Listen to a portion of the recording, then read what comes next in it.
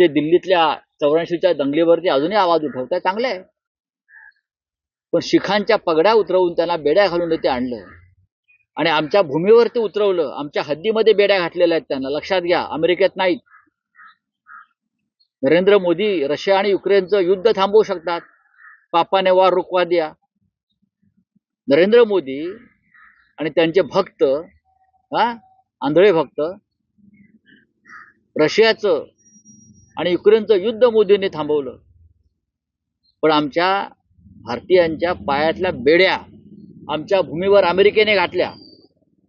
एक गुलामी आहे. नरेंद्र मोदींनी काय केलं? 56 इंचाची छाती घेऊन ते अमेरिकेला गेले आणि छातीमध्ये टाचणी टोचली ट्रम्प आणि ती छाती लहान करून इथे आले. ही अत्यंत शर्मनाक गोष्ट आहे. तिसरं विमान आलं बेड्या घालून भारतीयांचं. काय केलं मोदींनी जाऊन तिथे? प्रधानमंत्र्यांनी जाऊन केलं काय?